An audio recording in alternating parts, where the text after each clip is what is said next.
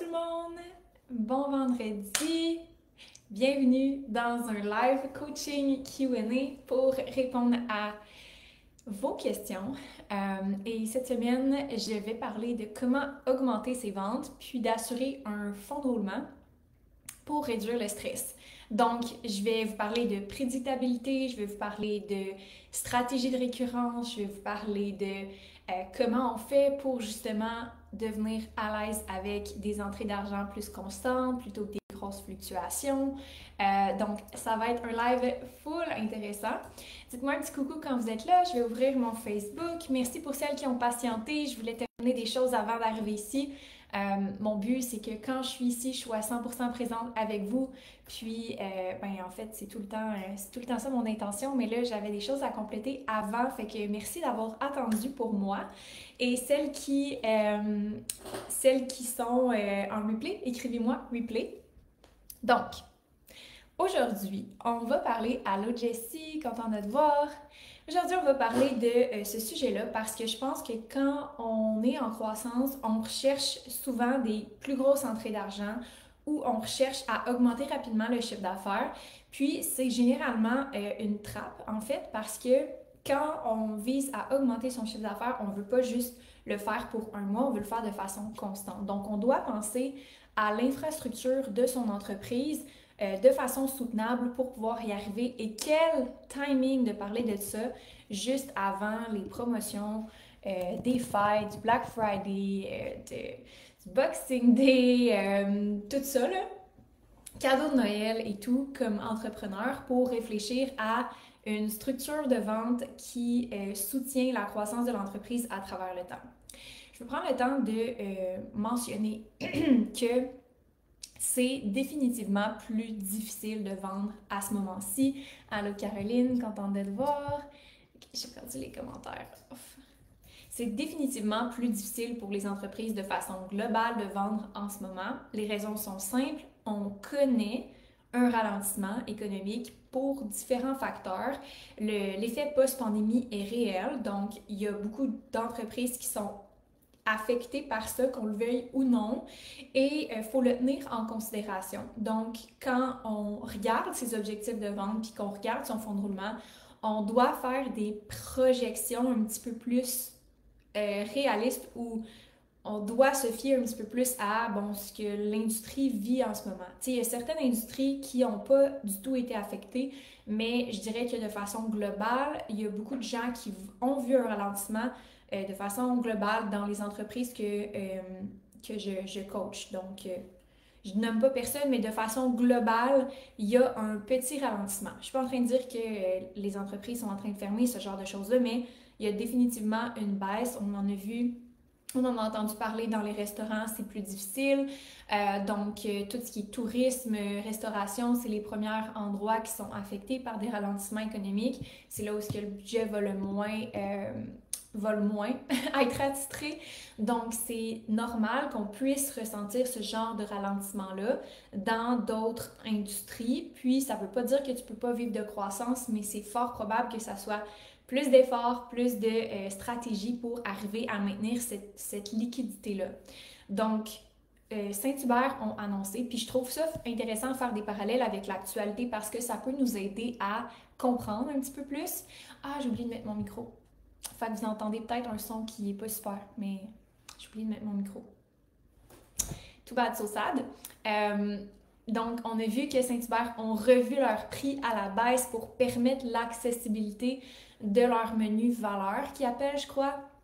Puis c'est comme, mettons, un gros pourcentage de moins là, de leur menu. Comme je pense qu'il y a des rabais de 4$ sur un repas, ce qui représente plus que comme 20% ou 30% pour un plat. Donc, imaginez ce qu'ils ont coupé pour pouvoir permettre de relancer un petit peu l'économie ou relancer leur vente, puis voir moins une grosse courbe de diminution des ventes. Donc, sachez que le live d'aujourd'hui va vous permettre de pouvoir penser à plus long terme, penser à votre succès d'entreprise, pas juste pour ce mois-ci, mais va vraiment vous aider à comprendre comment augmenter vos ventes de façon stratégique pour qu'il y ait un roulement continuel dans votre business de vente et par le fait même réduire le stress puis réduire les grosses fluctuations.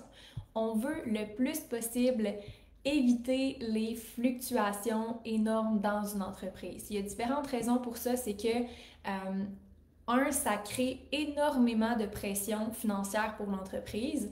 Ça crée énormément de fluctuations en termes de besoins parce que si, exemple, on a un mois qu'on a beaucoup de besoins puis on a un mois qu'on en a moins, notre équipe, c'est plus difficile de s'adapter. Donc, on est tout le temps en adaptation de avoir beaucoup d'équipes, avoir besoin de beaucoup de staff versus en avoir moins besoin. Donc, à ce niveau-là, c'est aussi plus difficile au niveau des opérations. Mais c'est aussi plus difficile au niveau des liquidités. Donc, on veut s'assurer qu'il y a un fonds de vente qui est récurrent. Et comment on s'assure de ça, je vais vous en parler aujourd'hui. Mais l'idéal dans une business, c'est que tu commences idéalement jamais un mois à 0$. Pourquoi? Parce que ce mois à 0$ là, c'est comme si tu recommençais à chaque mois à 0. Et ça, c'est extrêmement difficile pour une business d'arriver à croître à ce rythme-là. Donc, tes efforts en vente, tes efforts stratégiques vont être vraiment difficiles à mettre en place parce que tout ce que tu dois faire dans le mois, c'est t'assurer de survivre, t'assurer de faire rentrer des ventes pour le mois. OK? On veut éviter ça le plus possible. Et pour certaines business, c'est plus difficile de ne pas commencer à 0 par rapport à la nature de l'entreprise. Donc, certaines des entreprises que je coach, ils n'ont pas des ventes assurées, ils n'ont pas nécessairement des récurrences, ils n'ont pas nécessairement des sources de vente stables. Mais si on regarde, par exemple, une cliente qui a un programme et des consultations, c'est sûr que les consultations, elles partent de 0 à chaque mois et c'est pas combien qu'elle va en avoir. Puis elle a des plans de paiement de son programme qui sont récurrents pendant une période de 6 mois, par exemple. Donc oui, il y a une certaine variabilité au niveau des consultations. Par contre, son programme amène la récurrence. Donc, on va parler de ça plus spécifiquement aujourd'hui pour les entreprises de services en ligne. Donc, où est-ce que ça peut varier, où est-ce que ça doit être récurrent. J'espère que ça va vous intéresser aujourd'hui, mais définitivement que ça va réduire votre stress dans votre business si vous avez cette stabilité-là. Alright, qui ici, dans le live, a un problème de peut-être pas nécessairement au niveau des roulements des ventes, mais c'est pas nécessairement comment créer cette constance-là. Je serais vraiment curieuse de vous entendre. Personnellement, quand j'ai commencé, ce que je trouvais vraiment, vraiment difficile, Caroline, oui, ça va être vraiment intéressant. Ce que je trouvais vraiment, vraiment difficile quand j'ai commencé, c'était de trouver quelque chose que les gens allaient avoir besoin en continu. Donc, exemple que tu as une entreprise de bien-être ou d'entraînement, ce que je me disais, c'est que les gens vont avoir besoin d'un programme, vont avoir besoin d'un suivi, puis ils vont avoir leur objectif, puis ça va être terminé. Mais la réalité, c'est que ces gens-là continuent d'avoir des besoins après. C'est juste que ta capacité de cerner ces besoins-là, c'est ça qui est le plus important. Ce qu'on veut pour créer une récurrence, c'est de cibler un besoin qui est persistant à travers le temps.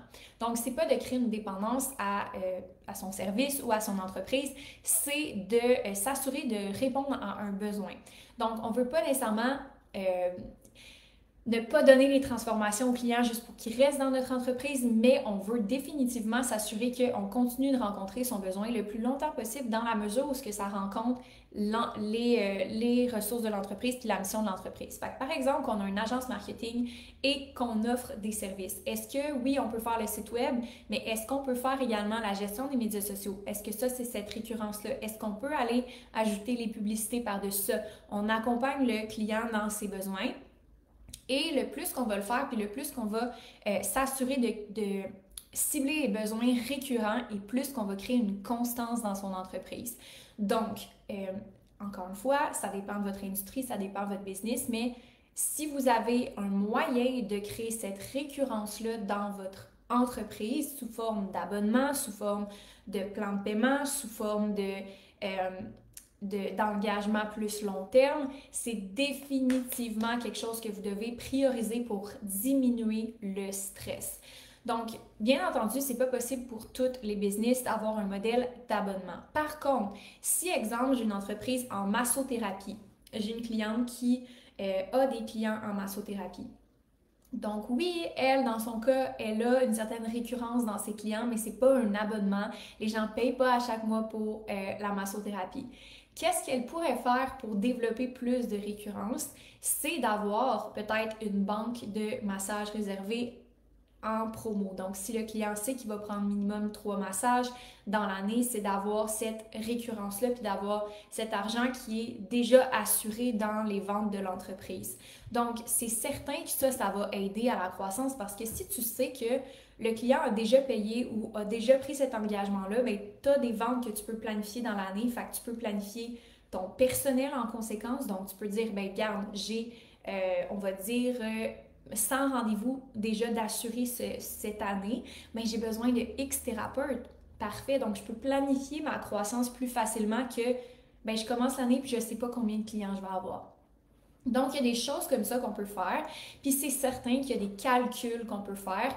Dans ce cas-ci, cette cliente-là a un tunnel d'acquisition qui est prédictible. Donc, quand on parle de constance dans les ventes, il y a deux choses. Il y a la récurrence, puis il y a la prédictabilité. Idéalement, on a les deux, mais on peut avoir un des deux. Si tu as un tunnel de vente qui est prédictible, dans le cas de cette cliente-là, elle a un tunnel de vente qui est prédictible. Elle met 1 $, elle en a plus que 6 en retour dans ses publicités qui amènent des nouveaux clients. Donc, on sait que ça, c'est profitable et c'est prédictible parce qu'à chaque fois qu'on augmente le budget, il y a plus de rendez-vous. Bien sûr, ça peut varier à travers le temps. Il n'y a pas de séance parfaite à travers les pubs, à travers les médias sociaux, mais c'est prédictible parce qu'on l'a testé, puis après 3 mois, c'est toujours la même chose. Après 6 mois, c'est toujours la même chose. Après 8 mois, c'est toujours la même chose, etc., etc., etc. Donc, cette base-là, elle est prédictible. Donc, une fois qu'on a ce calcul-là de fait, cette cliente-là peut se dire « Ah, je vais développer X autres services », ce qu'elle est en train de faire. Pourquoi? Parce qu'elle sait qu'elle peut compter sur ces revenus-là. Elle n'est pas en train de se dire « OK, il faut que je fasse plein d'actions pour aller chercher ces clients-là ». Ça, c'est stable, c'est prédictible. Est-ce que c'est récurrent? Non. C'est pas comme si le client avait un abonnement à chaque mois, mais c'est prédictible. Fait que vous voyez la différence entre les deux, prédictibles et constant, récurrent. On peut avoir les deux. Donc, dans mon cas, j'ai les deux. J'ai une récurrence parce que j'ai un abonnement annuel et j'ai un programme. Donc, j'ai des plans de paiement qui sont là à chaque mois pour mes clientes. Mais j'ai aussi quelque chose qui est prédictible avec le diagnostic. Je sais que à chaque fois que je mets 1 $ dans la pub, j'en ai plus que 10 en retour. Donc, encore une fois, j'ai mon calcul qui est prédictible par rapport à mes nouvelles clientes et j'ai une récurrence par rapport à mes clientes actuelles. Ce que je viens cibler, c'est un besoin en continu. Le développement d'une entreprise, c'est quelque chose qui se monétise bien en récurrence pour différentes raisons, parce qu'il y a toujours un besoin de croissance, parce qu'il y a toujours des choses à développer et aussi le niveau de relation que je développe avec mes clientes, c'est quelque chose qu'elles souhaitent poursuivre. Donc, mettons que j'avais une business dans un autre domaine, mettons que j'avais une entreprise dans le bien-être, bien, c'est certain que peut-être à un moment donné, mes clientes, puis ça arrive aussi avec mes clientes qu'après ça, ils s'en vont, puis ils ont eu ce qu'elles avaient besoin, puis c'est vraiment correct.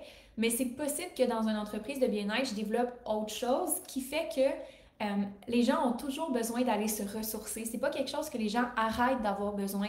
Donc, je créerais probablement des événements, des retraites de méditation, je créerais probablement des défis pour se reconnecter avec son corps. Je créerais des choses nouvelles pour aller chercher cette récurrence-là à travers le temps. Donc, je pourrais, par exemple, upsell mes clientes. Là, on ne parle pas nécessairement de la même chose parce que là, on parle d'augmenter la valeur à vie de mes clientes, mais je pourrais créer un abonnement, par exemple, à un membership de yoga à chaque mois. Ce que les centres de yoga font beaucoup d'ailleurs, comme le yoga illimité ou ce genre de choses-là. Puis, je donnerais des avantages à avoir l'abonnement de façon illimitée. Tu sais, si, exemple, je m'en vais à ce centre de yoga-là puis que je prends un abonnement illimité pour le yoga, je peux avoir comme des crédits sur les retraites de méditation, ce genre de choses-là. Donc, ce qu'on veut, c'est mettre de l'avant les choses qui vont perdurer dans le temps puis qui vont assurer une croissance dans l'entreprise stable.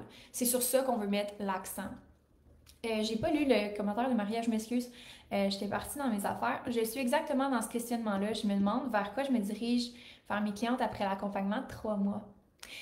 c'est une belle étape de la business parce que justement, là, si tu as un influx de nouvelles clientes, c'est de savoir c'est quoi les besoins après, c'est quoi qu'ils ont envie, mais c'est quoi ta business veut offrir. Il faut jamais s'éloigner de son core. Si, exemple, je parle de mon entreprise, j'ai eu des réflexions récemment justement par rapport au club. On a eu une super belle retraite d'ailleurs avec Marie-Ève, c'était extraordinaire.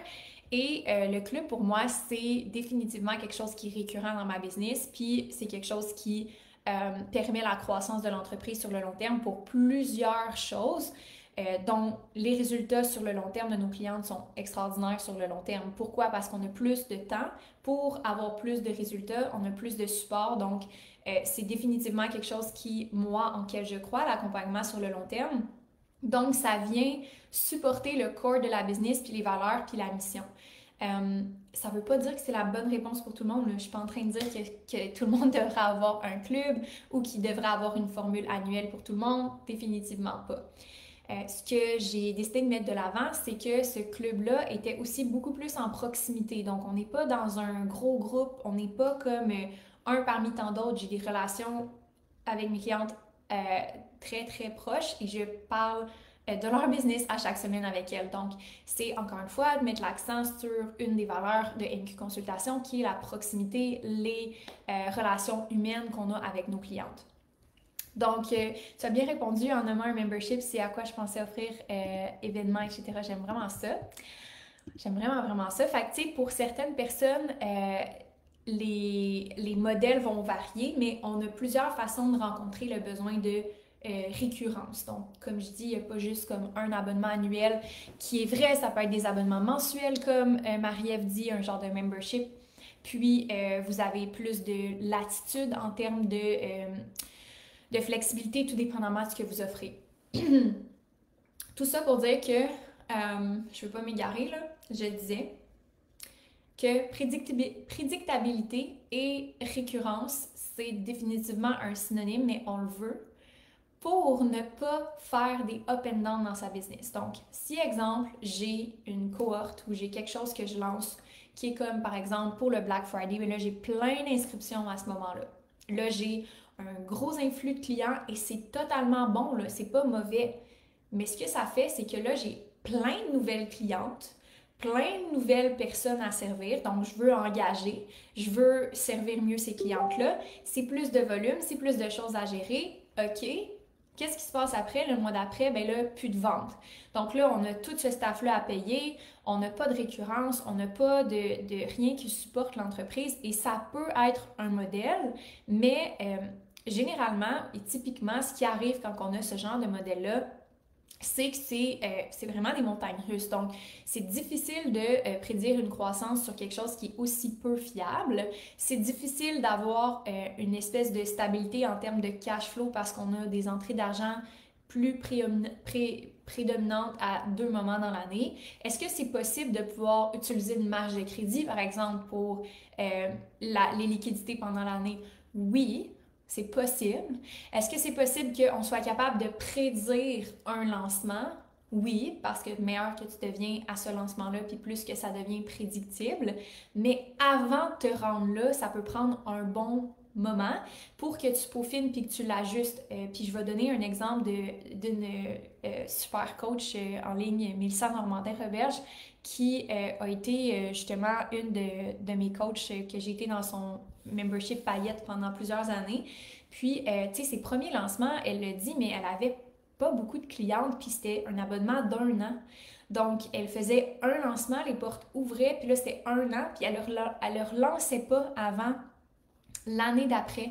Donc, ça devient extrêmement difficile à ce moment-là de supporter une croissance quand on n'a pas la possibilité d'avoir cette récurrence-là, puis des revenus qui rentrent de façon prédictible avec un tunnel de vente, par exemple, ce genre de choses-là. Donc, il y a plein de nuances dans ce que je viens de dire, OK? Parce que, coucou, trop hâte de commencer le coaching incubateur. Moi aussi, j'ai vraiment hâte, ça va être extraordinaire. Très, très hâte à ça.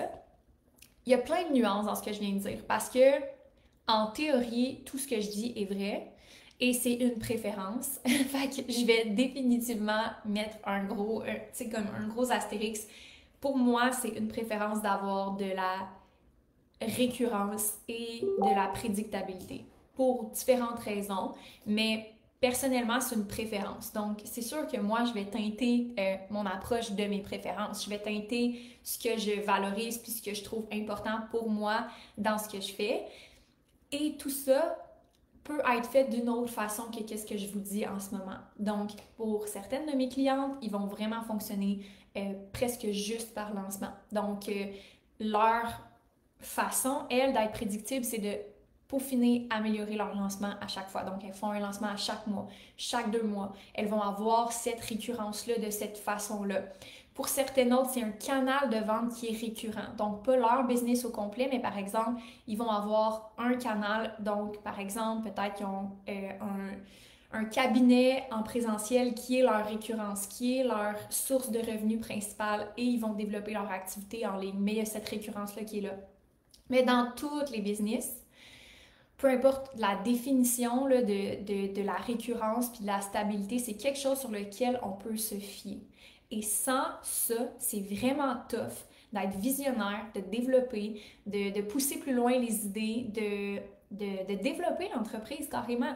On a besoin de ça, tu sais, je sais pas c'est qui disait ça.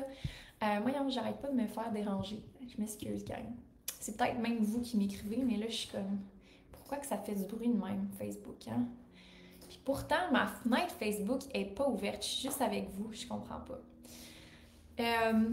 Ouais, je sais pas si j'ai vu ça passer dernièrement. Je pense que c'est Mel Potier qui parlait de ça sur un podcast. Puis elle disait qu'elle avait repris un emploi. Puis je suis pas en train de dire de quitter votre business, d'avoir un emploi pour avoir de la stabilité, mais le besoin de stabilité dans une business fait que si tu l'as pas, t'es un peu en mode survie. Fait que c'est difficile d'être en mode croissance, on prend des risques, on teste des choses, on évolue quand t'es juste en mode survie. Comme c'est vraiment tough d'innover puis d'être une leader puis de te challenger puis d'aller plus loin quand t'es juste en mode qu'est-ce qui va rentrer dans le compte de banque le mois prochain.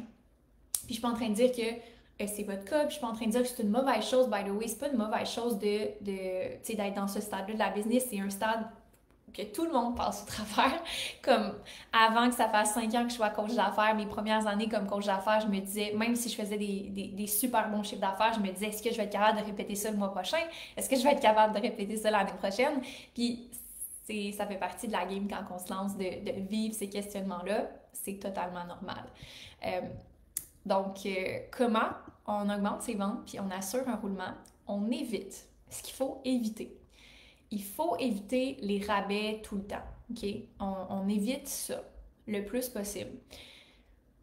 Si vous étiez Nike, si vous étiez comme des grosses entreprises de services, aussi peut-être, mettons, je sais pas, qui font des grosses promos, qui ont des stratégies de croissance différentes, peut-être que ça serait approprié. Mais généralement, typiquement, on veut s'éloigner des grosses promotions en tout temps. Ça ne veut pas dire de ne pas en faire 1 ou 2 fois par année. Comme je dis, il peut y avoir une stratégie d'acquisition à ce moment-là où est-ce que vous assumez que vous perdez un peu plus d'argent à ce moment-là de l'année, mais c'est pour acquérir des clients qui vont être là sur le long terme puis qui vont être des clients fidèles. Donc ça, c'est totalement OK. Il y a définitivement une place pour ça. Mais d'éviter d'en faire en continu pour acquérir des clients, ça tue tellement de business parce que c'est pas prédictible, c'est que basé aussi sur le prix. Donc, on n'est pas en train de bâtir quelque chose qui est stable sur le long terme. On est en train juste d'acquérir des clients qui veulent un rabais. Donc, ça, on veut éviter ça le plus possible. Ce qu'on veut aussi éviter pour créer cette récurrence-là, c'est de lancer toujours quelque chose de nouveau.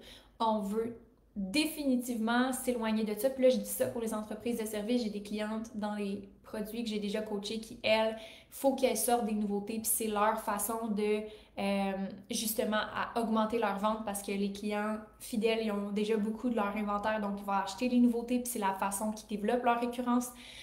Donc, ça, dans ce cas-là, dans les cas des produits spécifiques, ça peut définitivement être le conseil contraire. Mais dans le cas de mes clientes en service, de bâtir une offre et une réputation autour de cette offre-là, c'est the name of the game. C'est littéralement ce qui va vous faire croître la business le plus rapidement. possible parce que, créer une nouvelle offre, ça demande des coûts, du temps, ça demande beaucoup d'investissement, beaucoup d'énergie. Et donc, si on veut créer une constance, il faut être capable d'augmenter ses revenus sans augmenter ses coûts, son temps puis son énergie. Il faut que tes revenus augmentent proportionnellement à ce que tes dépenses diminuent. C'est ça, scaler dans le fond. Scaler juste pour augmenter les revenus, mais que tes dépenses puis ton temps puis tes heures augmentent en même temps, ça s'appelle pas ça, c'est pas ça scaler une business. OK? Fait que si t'es pas capable d'augmenter ton profit en même temps que tu augmentes tes revenus, c'est pas la bonne voie. OK? Fait qu'il faut que tu revoies tes bases, il faut que tu retrouves une façon d'augmenter tes revenus en même temps que tu augmentes tes profits. Right? Donc, c'est sûr que c'est un ratio, c'est sûr que possiblement que, mettons que je dis des chiffres off, là, je fais 100 000 de chiffre d'affaires par année, puis que je fais, on va dire, 50 000 de profit, on dit ça grossièrement. C'est sûr que peut-être à 200 000, je vais faire un moins gros pourcentage de profit, mais je vais faire plus d'argent. Tu sais, mettons, je vais faire peut-être, à la place de faire 50% de profit, je vais faire 40, mais au bout de la ligne, je vais faire plus d'argent parce que je vais faire 200 000 à 40%, je vais faire 90 000 de profit-ish. Donc, je fais plus de profit, mais je fais plus d'argent, mais je fais plus de profit. Donc, si on est capable d'aller créer cette récurrence-là, c'est ça qui devrait arriver. Vos revenus devraient augmenter en même temps que vos profits. Donc, c'est pour ça que les rabais, c'est à éviter parce que tu augmentes tes ventes, mais tu n'augmentes pas ton profit. C'est pour ça que créer des nouvelles offres, c'est pas nécessairement toujours la meilleure solution parce que on va créer plus de revenus, mais on va augmenter les dépenses, puis le temps, puis les heures en même temps. Fait que pour arriver à continuer de scaler, il faut que tu crées toujours des nouvelles choses. Fait que tu n'as jamais plus de profit, tu n'as jamais plus de temps, tu n'as jamais plus de stabilité. Donc, tout ça pour dire que créer une offre, c'est d'ailleurs une des choses qu'on va apprendre dans l'incubateur. Puis je suis tellement excitée de vous apprendre ça parce que ça va tellement être le core de la fondation de votre business. Puis toutes mes clientes qui ont appliqué ça ont des entreprises qui dépassent les 6 chiffres en ce moment. Chacune d'entre elles, ils ont une chose en commun, c'est qu'ils ont focusé sur une offre, un positionnement, une clientèle cible, un besoin. Ils ont arrêté d'essayer de parler à tout le monde. Puis ils ont vraiment focusé puis mis beaucoup d'énergie sur cette offre-là. Donc voilà. Créer de la stabilité. Pour créer de la stabilité, ça prend une de deux choses. Une chose sur... En tout cas, vous comprenez ce que je veux dire. Une chose sur deux, deux choses sur deux. Une de ces deux choses-là. Wonder Woman ce matin. J'ai mis, by the way, des électrolytes là-dedans. Puis je trouve ça vraiment cool parce que je suis à la base une bonne buveuse d'eau dans la journée, mais ça m'aide à en boire encore plus. Puis c'est comme si j'ai moins soif. Je sais pas si c'est comme clair ce que je dis, mais des électrolytes, on dirait que ça me donne moins soif. J'arrive moins à la fin de ma journée, puis je suis comme, hey, j'ai soif. Parce qu'il y a des électrolytes dedans. Puis comme, je vois vraiment une différence. Fait que vous essayerez ça. Je suis en train de me faire un genre de mix bougie là, avec du collagène puis tout. Là, je suis en train de capoter mes raides. Là. J'ai fait un avant-midi sur Pinterest et TikTok. Puis là, j'ai juste une liste de plein d'affaires que je veux m'acheter. Je me crée des besoins. Mais c'est toutes des affaires pour ma santé. Fait que c'est totalement genre dans une case qui a comme pas de budget. J'ai comme une colonne qui est sans fin. Pour les wellness, fitness girly ici, vous comprenez le vibe. Fait que c'est ça que je voulais dire aujourd'hui. J'espère que ça vous plaît comme live. J'espère que vous aimez ça. Apprendre à créer des entreprises qui sont plus stables, qui ont une meilleure, en fait, stabilité pour réduire votre stress. Personnellement, moi, ce que je réalise, c'est que... Oh, mon Dieu, vous m'écrivez tout le temps. Mais arrêtez. Arrêtez! Je trouve qu'il y a définitivement un dénominateur commun des choses qui me causent le plus de tranquillité d'esprit dans ma business, c'est cette prédictabilité et cette récurrence. Puis je pense que beaucoup d'entrepreneurs, quand on commence, on recherche pas ça nécessairement, on recherche les plus gros résultats, les plus gros revenus. On cherche aussi les résultats rapides. Mais quand on cherche ça, on s'éloigne de qu'est-ce qui va réellement nous donner des résultats sur le long terme. Fait que je vais juste vous le dire, c'est contre-intuitif d'aller dans cette direction-là. C'est contre-intuitif d'aller vers la prédictabilité puis la récurrence parce que c'est moins le fun. C'est moins stimulant. C'est comme un peu plate. Tu sais, c'est comme un peu toujours la même affaire. Puis comme entrepreneur, des fois, on est un petit peu... C'est ça, on aime ça, une petite rush d'adrénaline, tu sais. Donne-moi un petit défi, là. Donne-moi un petit genre... Wouhou! Je vais vivre un petit stress pendant comme 2 semaines. On veut pas se l'avouer, mais on aime un peu ça quand même. C'est pour ça qu'on est entrepreneur. Fait qu'il faut résister un petit peu à cette tentation-là pour être capable de créer quelque chose de soutenable. Puis on peut avoir du fun avec le reste. Souvent, ce que je dis à mes clientes, c'est comme si tu as le temps, tu as de l'énergie, puis comme ça fait du sens, puis que tu as cette stabilité-là, après ça, have fun with the rest. Pars une deuxième business si tu as le goût. Genre, comme, lance quelque chose que ça tente de lancer depuis tout le temps, puis have fun, puis c'est pas grave si ça marche ou si ça marche pas, parce que tu vas avoir quelque chose, tu vas avoir un core qui va être stable. Fait que ça, c'est ma philosophie. J'espère que ça vous aide aujourd'hui. N'hésitez pas si vous avez des questions, ça va me faire plaisir. Je vais aussi vous rappeler que l'incubateur est terminé, donc les portes sont fermées pour le moment, mais on va probablement le relancer. Je vais vous tenir au courant, mais ça sera définitivement pas en 2024 parce qu'on termine à la mi-décembre la cohorte actuelle, donc ça va aller en 2025. Je vais vous tenir au courant, celles qui veulent se lancer justement. Mais celles qui sont en croissance en ce moment, donc vous avez déjà votre clientèle, vous avez peut-être déjà atteint certains milestones, mais vous voulez aller plus loin. Les prochaines étapes pour vous, ça serait de remplir un formulaire d'information pour qu'on puisse prendre un appel ensemble.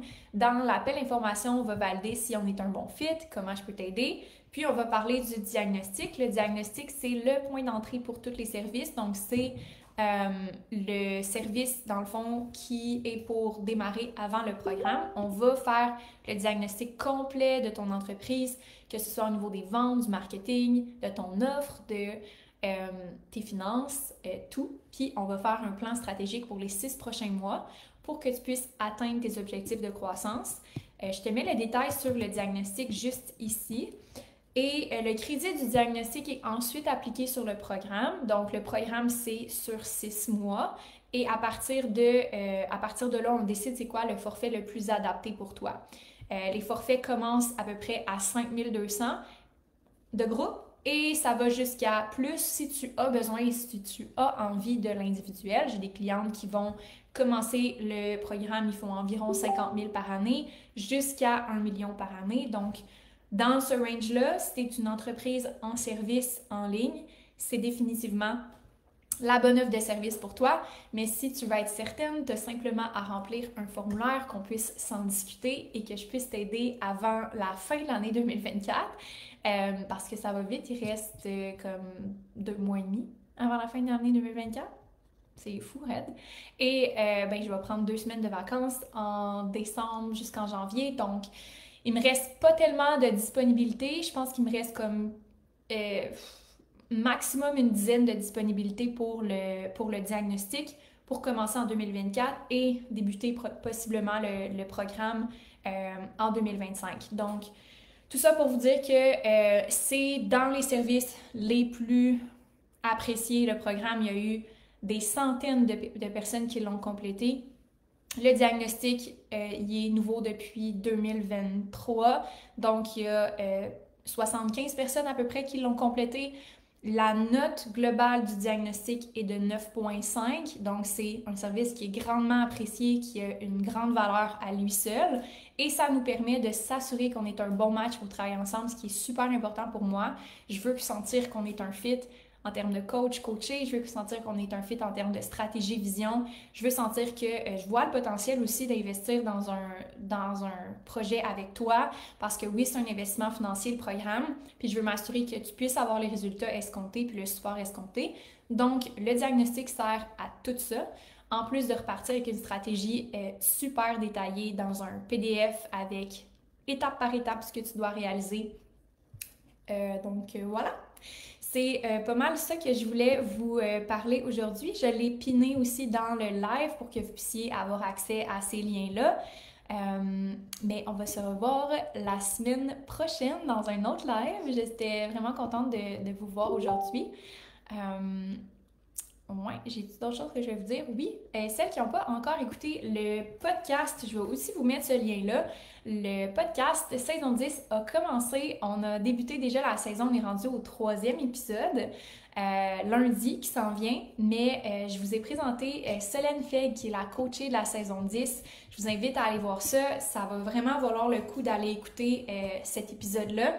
Rempli de valeur. Cette saison-là, elle va être hyper enrichissante parce que Solène a déjà un très bon niveau de succès dans sa business. Donc, vraiment, vraiment hâte de vous présenter le reste de la saison. Sur ce, bonne journée, bon week-end, bon vendredi, puis on se retrouve la semaine prochaine. Bye tout le monde!